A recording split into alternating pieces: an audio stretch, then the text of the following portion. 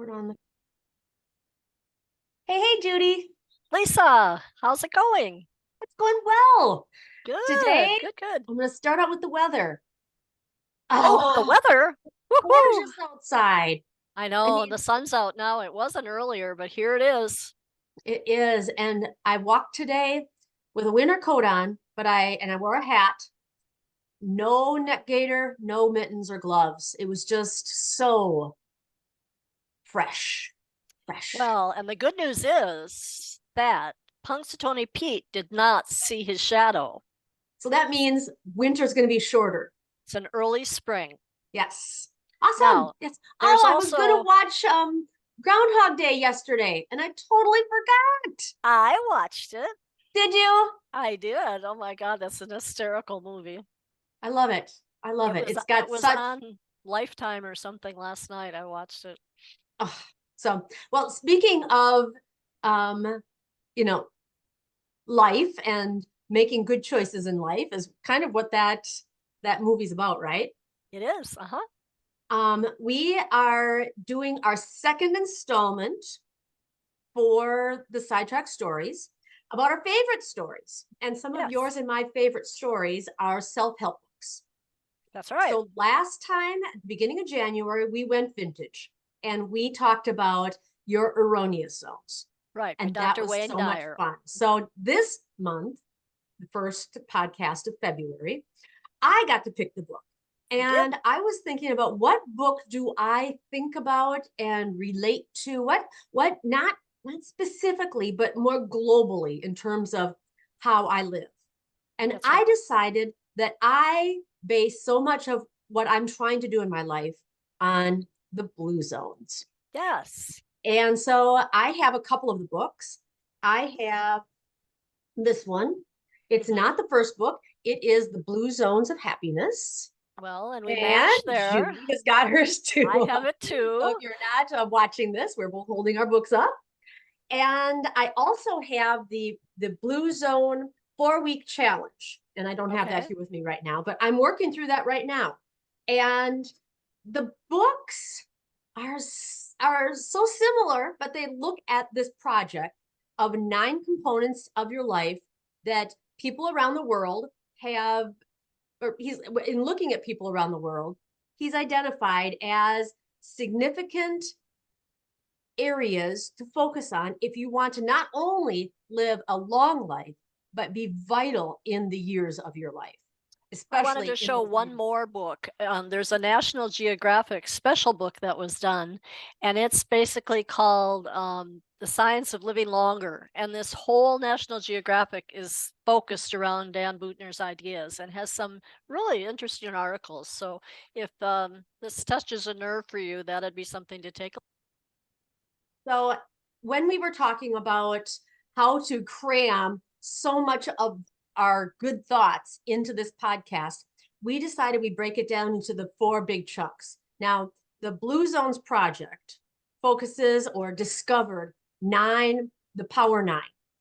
And the Power Nine break into moving naturally, having a purpose, downshifting, the 80% rule, having a plant slant, wine at 5, finding your right tribe, belonging, and loved ones first. So if you kind of group those, there is in one of his books a triangle that kind of puts things in priority. So we're going to look at the way that he prioritizes them and just kind of tell about how this hits us. Sound good? Can't hear you, Judy. Can't hear you. push the button. There Sorry, you there I go. am. Okay. Accidentally pushed my mute button. Not good. Yeah, so let's talk about the first one, which is movement, Okay. and specifically moving naturally. You know, this is the top of the pyramid, so it's kind of the icing on the cake. Hmm. I walk every single day of my life.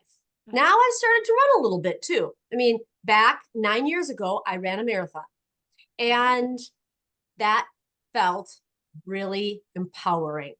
Hmm. But when he talks about what people throughout the world do in terms of being healthy, is moving naturally. They Hmm.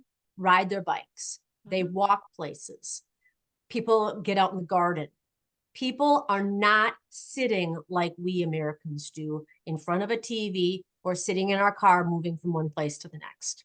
He doesn't really even say any movement is bad. He said you just need movement. You need to swim. You need to, go for a walk with your friends, do things that you enjoy, but keep that body moving, because the more you don't move it, the more you're going to lose it. And Yeah. he's really firm about that. Have you ever heard even that the the way it affects our body, that leading a sedentary sitting life is worse for your health than smoking cigarettes? I have heard that. And I've heard that it is equally as bad as over drinking, Mm. having a Hmm. drinking addiction. So, Yeah. movement is kind of a real basic tenet of living longer and living well. Yes, exactly. And I think it's something that we poo-poo. We talk about, I mean, even you and mom and Michelle, you live on the same city block. Mhm, And yet, most times when you move from one house to the next, you drive a car. mhm. It's usually I because mean, we're schlepping stuff. yeah, Mhm. often. I mean, mom and Michelle live 8 houses away from each other. Now you live Well, on the other side of the block. So there's a little bit of, you have to, oh, good. well, I have a good reason. you have more of a better excuse. Yes. I won't call it a good reason. I'll call it a better excuse. Now, I did walk to Michelle's house this morning. Did So you? I walked to her house and got her two dogs and brought them outside to play with my dog. And then I walked around and petted and played and ran in the backyard with them. So Mhm, mhm. I felt good. Felt Yeah, good. exactly. So, I just think our society is so used to getting places fast and efficiently instead of taking the time to enjoy the walk there. One Mhm, time I was reading a book, and the person who wrote it said the only time you should really move, run or move fast is when you're going through a parking lot, because they couldn't understand any benefit of walking mindfully through a parking lot. And I thought, okay, yeah, I'll give you that one. I'll give Okay. you that one. That's not a time to be, stopping and smelling the roses, because first of all, there aren't any roses in a parking lot. But yeah, I thought, okay, I'll give you that one. Get through that experience as quickly as possible. But otherwise, especially in our neck of the woods, rural Wisconsin, it's relatively safe. And it's And also beautiful. I mean, a block from here, I can walk along the lake shore and it's absolutely gorgeous. I mean, there's wildlife and there's other people walking their dogs, and I'm walking my dog, and our dogs are visiting, and it's just really wonderful. And, our neighborhood is so friendly. So walking in this neighborhood is just a real pleasure. People you know come what I out. love about walking dogs is that I know when you start getting in the routine, you start learning the dog's names. Mhm. And that builds a connection between you and your neighbors. That's Like absolutely something that right. nothing else does. I don't know. It just seems like if you're a dog person, you gravitate to other dog people, You and there's do. almost an instant connection. Well, and it's interesting, when my husband became ill, the thing people noticed was that he wasn't walking the dog, that I Yes. was walking the dog. And everybody I'd see would say, "Where's Michael? What's wrong? Is he Yeah. okay?" And it was like, then they knew who Judy was. And Yep. so it was just interesting. And even my dog, I think she likes socializing with people as much as she does with other dogs. So it's good for her movement. So I love it. Yeah, Yep. I make sure she Beautiful. gets a walk every day. That's that's what we're talking about, is incorporating stuff like that into our lives, because it's fun and it's good for us. Do you know Quincy got more Christmas cards last year than I did? Oh, I thought that was great. Oh my, what does that say? She's making a connection. Seriously. Yeah, I thought that was fun. Okay. So with that movement, the second thing I wanted to talk about that was so cool about these books is the focus on having a positive outlook. And that incorporates two of the Positive outlook, right? Didn't I say that? You said outcome. I think you meant Oh, outlook. I meant outlook. Yes.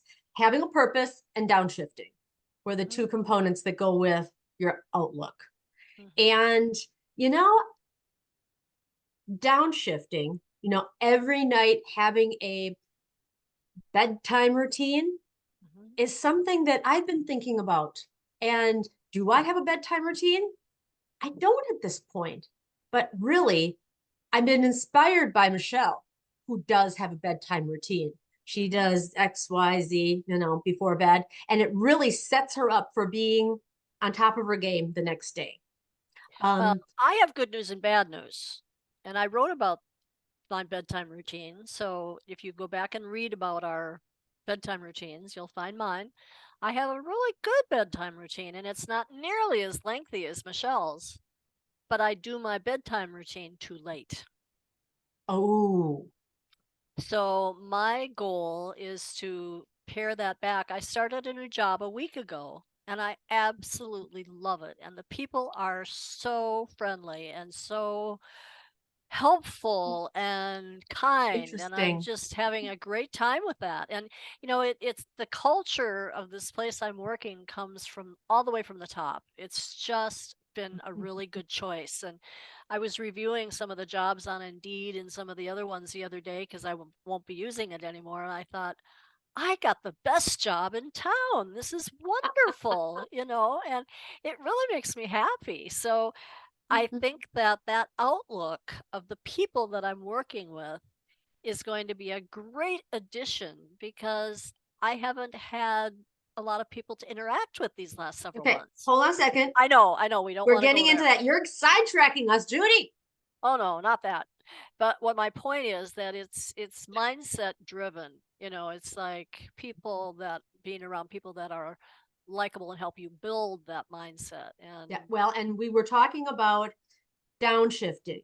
And now yes, you're in a job that you need to get your evening routine in earlier.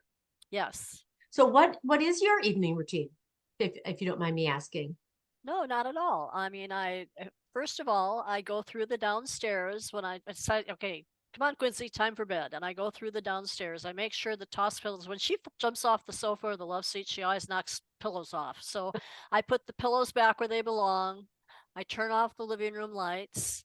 I go through the house, make sure all the doors are locked. When I stop by in the kitchen, I make sure either dishes are in the dishwasher or they've been hand washed and put on the drying rack. I've had trouble with my refrigerator, so I check the refrigerator and make sure the Yep. freezer's on the right temperature and that the refrigerator's on the right temperature. Right. And then I can sleep and know I'm going to have good food in the morning. Then I turn the heat down. I normally keep the heat at about 71 and I turn it down to 66 at night. Mm-hmm. Okay, so then I'm ready to head upstairs. So I go upstairs and I open the bed. I make sure that Quincy has fresh water. I fill my CPAP machine. I don't drink coffee, so I don't have a coffee machine to set up. I brush my teeth. I give my teeth an extra good flossing. I take my evening pills. I only have a couple, but just some things. Two of them are blood pressure that I like to take at night because they say most people have bad things happen with their heart in the morning. So if you take them at night, it's better for you. I learned that somewhere. And then I take one last time to go to the bathroom. Oh, I forgot. I let Quincy out when I'm locking the doors. Okay. Okay. And so she's freshly bathroomed. Feed. So, she's not going to have any issues. Okay. And then back to me. I go to the bathroom, come in, get into my jammies, hook up my CPAP machine, set my alarm, and climb in bed. Okay. Yeah, I mean, there's a lot of little issues, but it doesn't take very long. I mean, maximum maybe 15, 20 minutes. And it tells your body that it's time to like downshift, time to we're gonna be turning in soon. Well, what mine has been telling me is I'm too tired when I'm doing these things. And what that tells me is I need to be doing this earlier. So, and I've been, my CPAP machine tells me how many hours I wore it, right? Yep. So if it's under 7 hours, I lose points like Oh, that's so motivating. I love getting scores. your goal is to get 100 points. And for some reason, I always have air leaks around my little nose thing that I wear. That doesn't bother me so much. I look at how many apnea events do I have an hour. And I used to have, before the CPAP machine, I was averaging 47 apneas an hour, and that's very dangerous. And now, even though I have leakage around my little nose thing, I'm only averaging 3 apneas an hour. So that's way healthier. So that means my heart isn't straining as much. My lungs are in better shape and blah, blah, blah. But it also says, oh, but wait a minute. You only had the machine on for 6 hours, so you lose so many points. Yeah. So I always have a little lift when I have a score of 100, but I don't even mind a 95 if it's 5 points for my little leakage thing, but I want that 7.5 hours of sleep. Wow. Now, Michelle, in her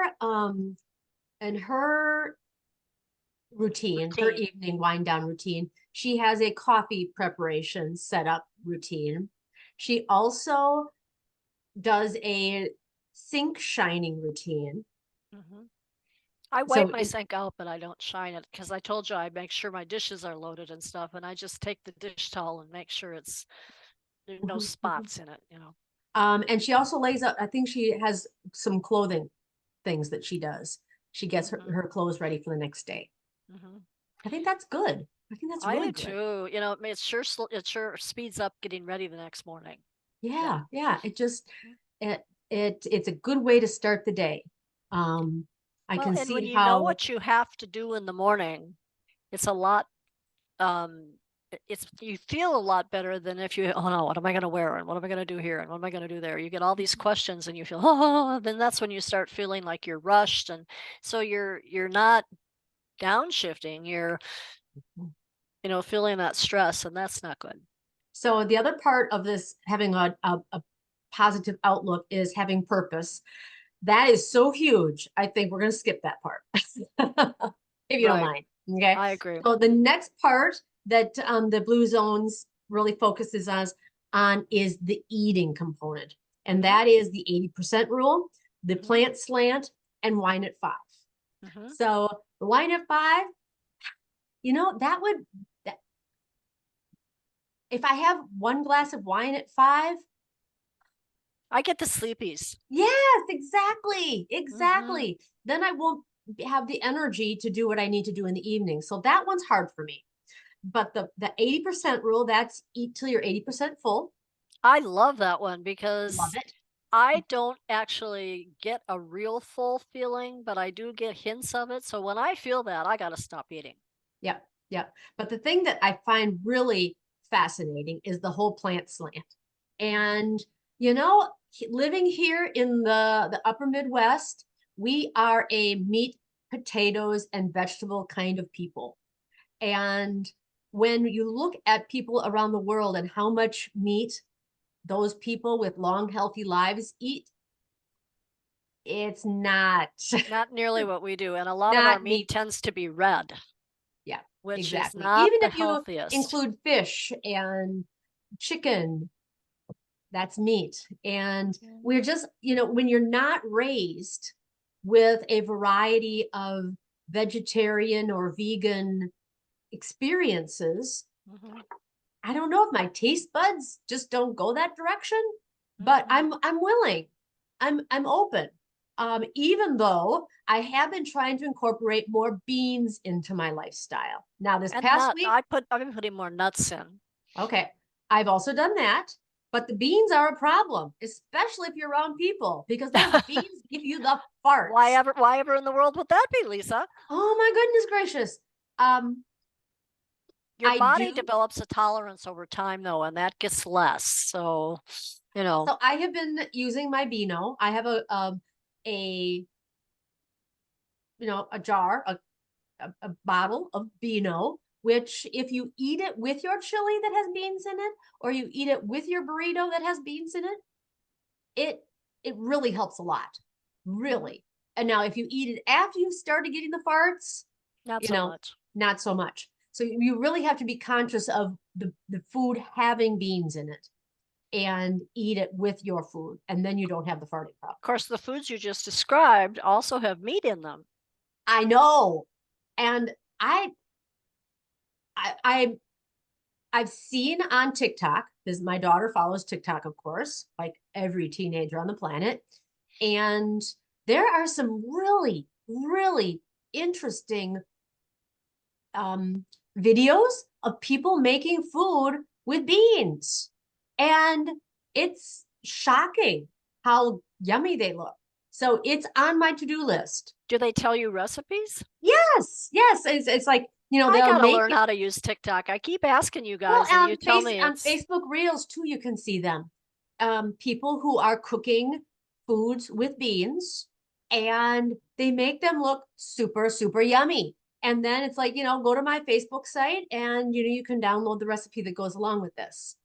awesome. Okay. And they do look really super You yummy. know, I found on my new job, I went into the lunchroom the other day and there was a woman that is um, following a more healthy eating plan.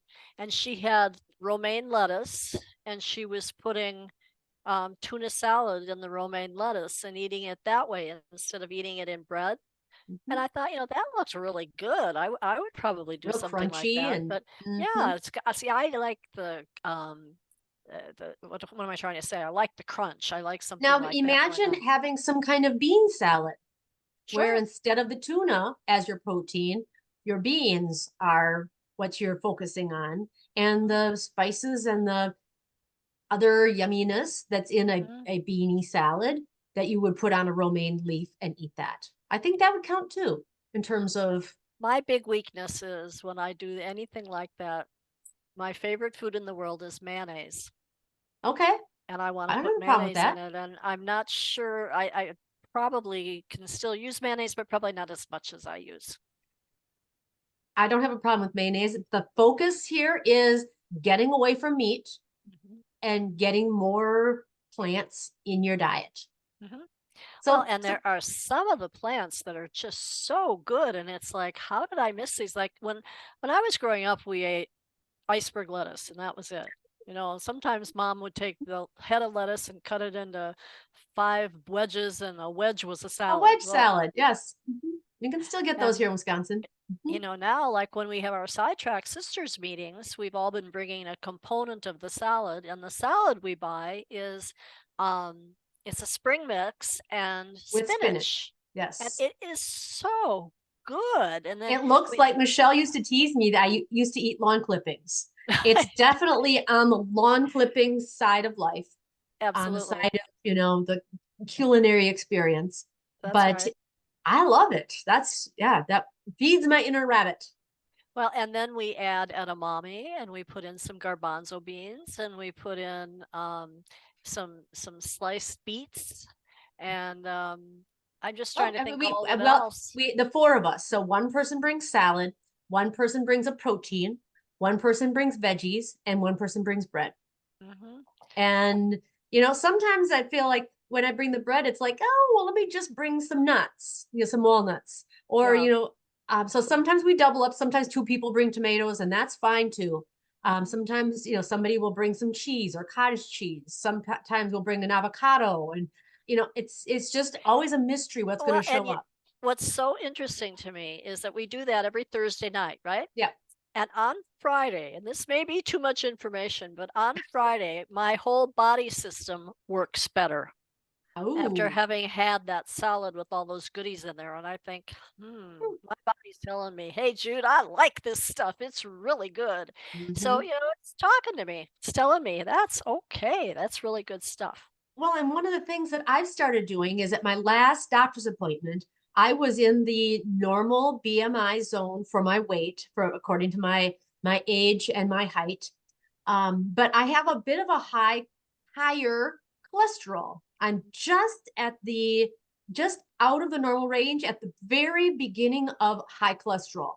And for Mhm. somebody like I said before, I love that competition of numbers. And it's like, I want to get that number back where it used to be. What can I do?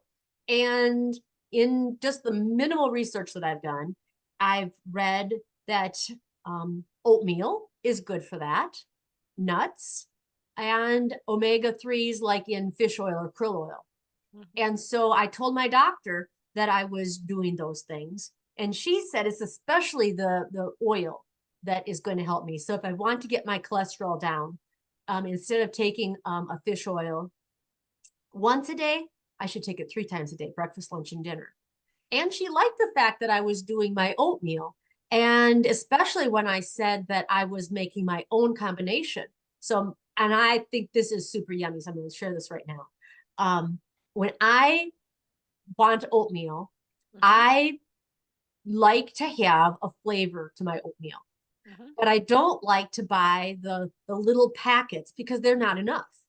And they have so much, I understand, not that I have a problem with them, but they have so much sugar in them too.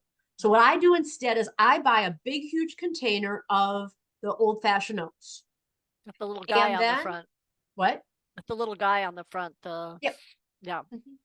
And then I scoop out a half a cup of oatmeal and I put in a chunk of brown sugar because my brown sugar is always chunky. I know I can put bread in to make it not chunky, but it's just chunky. So I just put a chunk in.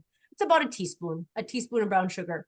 And then I put in a pinch of walnuts and a pinch of cranberries. So nobody makes a cranberry walnut oatmeal that I'm aware of. So it's a combination that I really like good. that's just super yummy.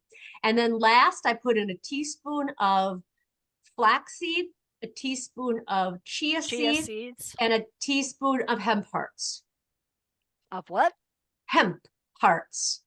Hump hearts. What's a hump heart? Hemp. Hemp hearts. Gotcha. Hearts. Okay. So now, anyway, where do you and buy then hemp hearts? but buy the chia seeds and the Okay.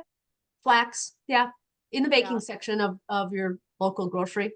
And then I microwave that for a minute and a half and stir it for 30 seconds.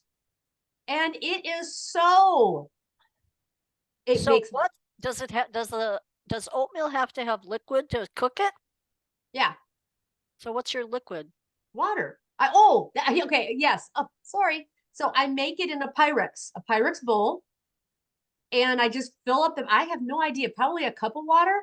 I put a cup of water and fill that container up, and I microwave that for a minute and a half. Sounds great. Sounds easy. It's not boiling, it's just heated because I can still pick it up. And it fills me up. It makes me feel good. I'm not tired afterward. And I feel like I'm making good, healthy dietary choices. Do me a favor. If you wouldn't mind, please put that recipe in the show notes. I can. Yes. That would be lovely. It is so yummy. I love it. I'd like that. So let's get to the last part. And when we have talked about the blue zones, one of the things that you and I have been harping on and really having a connection with is the book's focus on connection. And that is when I have heard Dan Buettner talk about his books and his project, the Blue Zones, project. He has said this is the most important consistently across all communities. If there's one thing you're going to focus on is the connection part of the project. And that is having a right tribe, belonging, and loved ones first. It is definitely something that, we are trying to incorporate more into our lives. And in our society, in our culture, it's not easy. I mean, if you just turn on the radio or turn on TV, people are constantly talking about the levels of loneliness. The people are disconnected and how that's affecting politics, how that's affecting our happiness, how that's affecting our longevity. It's everywhere. And it's affecting everything. Unfortunately, it's affecting everything in a very negative way right now. But we can do something about that. Well, and as I recall, there's been evidence that you say the 5 people that you have in your life that you can confide in, or your close friends, if they are extremely negative and have bad habits and all that kind of thing, that's contagious, and you can actually become an addictive type person, and you can become more negative in your mindset, and all of those things are affected by those 5 people. So you want to be selective about who you choose to connect with in your life, because as hungry as we are for company, none of us need that, what's the word, I don't know if I want to say negative, but that group of folks who don't pay attention to their own well-being. I mean, I like to connect with people that are interested in being the best they can be. I was listening to a podcast the other day, and the person who was being interviewed was saying their life purpose is to encourage people to be pursue aggressive friendships with the Mm. people that, like you were just speaking to, are fun to be with, and who there's a mutual Like them. goodness Hmm. that you're sharing between one and the other. Hmm. And, I'm thinking right now of some people in my life. Just a few weeks ago, an old coworker contacted me out of the blue and said, "Hey, Lisa, how are you doing?" And guess what I did? I didn't respond. Why? I don't know. I mean, it was just like, I have absolutely Why? no. I'll tell you why, because your life is so busy that there just is, you have to selectively make time. You have to increase that margin in your life so that you have time to respond. And then, because the next thing is you're going to want to get together, Well, and and that's going that's to what happened. It was about maybe 2 weeks later. She said, "Hey, I've been thinking about you. Want to get together for coffee on Saturday?" And you want to know something? I immediately responded and said, "Yes, I would love to." And I don't know what the difference between one was very just, "Hey, I'm thinking of you." And it didn't hit the same nerve as Mhm. when she said, "I'm going to be, there, want to get together for coffee." I could have cared less if she wanted to, if she said, "Want to meet halfway between where you live and I live." I would have done that too. It was so energizing when she Mhm. said, and we ended up getting together at 10 in the morning at the local coffee shop, and we sat around talking until 2 in the afternoon. And That's we easy did to it, do. and we weren't fast friends before, but I felt so thankful afterward. And it was like, I want to see her more often. She is no longer teaching. Um, we taught for just a year or two together, and she's a lovely person with all these interesting life experiences. And it was just, I would share a story, she'd share a story. I'd talk about something, I mean, it was just, we had connection after connection, and it was just so nice to go, let's Mhm. do this again.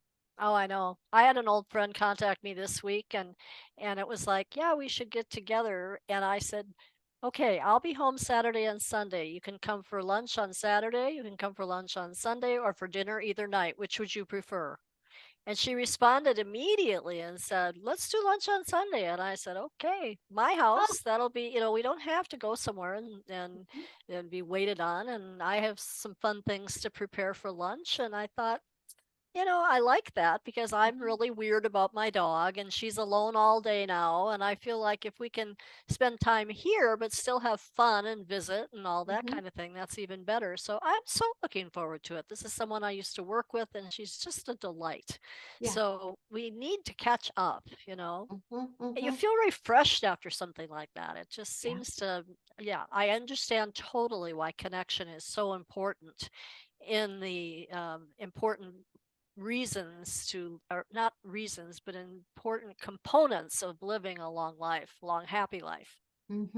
So I think some people would say that, are like you said before, "Oh, she's so busy." And I am busy, but I'm busy sometimes doing things that are, I want to say, lonely making. Mm-hmm. They don't have that sense of getting outside of myself. Mm-hmm. And I think that's what's really happening, is finding a group of people and connecting is just, it brings some vitality to your whole mind and body. So it's something that I I've think that's why I love Thursday nights so much. that's what I was How? getting at. Yep. Yeah. Mhm. We have a commitment to getting together every Thursday night, the four of us, you and me, um, Sandy and Michelle. And Mhm. we have that salad and we write and we talk and we laugh. This past week we wrote about um Our one of the jobs that we yes, had. a job in our past. And we laughed because Michelle almost wrote the same thing that she did back in 2017, but it was Uh-huh. significantly different, we decided. Mhm. I talked about being a bill collector, which nobody knows. For a summer, for 8 solid weeks, I was a bill collector in Gaithersburg, Maryland. So that was fun to write about, something that's totally off in left field for Mhm. me. Well, and Mom talked about her first job when she was a kid, really, at the high school, and how hard that was, being just out of high school, working at the high school. And you wrote about. the Main Street program. Mhm, And mhm. what was really good for me was, I mean, I can sell the Main Street program to anybody because I love it so much. But what I was given excellent constructive criticism that said, put in some of your personal experiences because that will really tell people what that job was really like. Yeah, because And you were there, writing more about the program. You were oh yeah, selling the Main Street program. You were writing a pamphlet, and we were like, We kept waiting for the personal, the personal. Come on, bring in your story of you, something that you did. And then after you've read it, then we came up with three little vignettes that you were planning on putting exactly. into it. Yeah, But but that it that was connection between the four stimulating of to go us. back and think about that. And even the fact that I could sell it so well, what it told me was, you got to love a program if you can still sell it after you've been gone for 20 years, right? Yeah, Excuse me. yeah. So, I'm having and an us getting together and write, even though we're just spending a few hours one day a week together, it really drops us down into important connection. Yes, it does. And You know? we all are people that support each other. There Yep. isn't one of the four that I wouldn't reach out to if I needed to talk to somebody. Mhm, And mhm, even though we're related, what's so wonderful about it is we're still all very good friends. mhm, mhm. And I think that has meant a great deal to me. And Don't you think that the writing component, because we have that I don't want to say connection, we say that, 92 times, mhm, that connection through writing, that also helps to deepen our relationship with one another? I think it does. And I think it also does something else. Would we really take time to write if we didn't have a definite appointment every Thursday night to Of do course that not. activity? Of You know, course not. No. I would say you could count on one hand the number of times we've had to do that without one person, or sometimes Mhm, somebody will Zoom call in instead of mhm. being there in What's so person, or interesting is you really feel away from it. I mean, when mother has been up at the cottage, she Mhm. always zooms in because she feels like she's missing out. The Yeah, FOMO, fear of missing out. She wants to be there. She doesn't want exactly. to be excluded. She doesn't want to be out of the event. No, it's So I like think I'm that going to be says at the something. cottage, but that doesn't mean I don't want to be at the meeting. Right. So yeah, Yeah. yeah, yeah, that's great. So, Judy, this book, the Blue Zones Project, the Mhm. Blue Zones, Blue zones of the happiness, Blue Zones of Happiness, the Blue Zone 4 week challenge, the blue um, zones, the science of living longer. are all books by Dan Buettner that I highly recommend. I have I do loved too. reading them, and as I revisit them, it's like I can continue to go deeper. And once you read one, doesn't mean that you're done with this concept. It's Mhm. something that I'm not I don't know. I wonder if Dan Buettner is an expert, if he's incorporated all of these I bet components he into has his after life. this amount of time. It'd be hard to know that much and not do it. I don't know. So I happened to mention it to somebody at work. It was maybe a week ago. And she was like, "Oh, blue zones." She goes, "When I lived in Iowa, we lived in a town that was focusing on the blue zones. And when we couldn't send cupcakes for birthdays to school anymore. And snacks had to be like strawberries. And she was just all grumpass about it. And I was like, well, I guess I'm not going to talk to you about this concept anymore. She was totally like, "Ugh." Um, Well, people do resist change. And most of the concepts about, especially in the eating category, in these ways of thinking, are changed for all of us. They're changed for me. I mean, I was raised on, hey, we ate Meat, potatoes, sausage and at least once vegetables. a week. So what can I tell you? We What's once a processed week? sausage, processed, we ate ring of bologna, and we ate Mhm. pulsa kielbasa and all that stuff. And Brats. We I have live in Wisconsin. Brats and sauerkraut. Bring on a good sauerbraten. I mean, Well, my yeah. mother ate that stuff every day, and she lived to be 87, so it can't be all bad. She wasn't 100, but she was close. Mhm, mhm. This has been fun. I think this was a great choice, Lisa. Thank you for that. So pick up one of the Dan Buettner books. I think you'll enjoy Yeah. it as much as, I mean, like I said, we've just scraped the tippy top. I think we could talk about this book. I mean, there are people that have podcasts. I think Dan Buettner has a podcast. I'll have to look Um, that up. yeah. And like I said, there are people that are really focusing on some good bean recipes on TikTok and on Facebook Reels and or Maybe we stories or need to, whatever it is. we're in the process of doing a little recipe book. So maybe we need to make sure we get some Mm. good bean recipes and the like into our recipe book. But only if we actually think they're wonderful. Yes, they have to taste good. They have to be super yummy and easy and not too expensive. Right.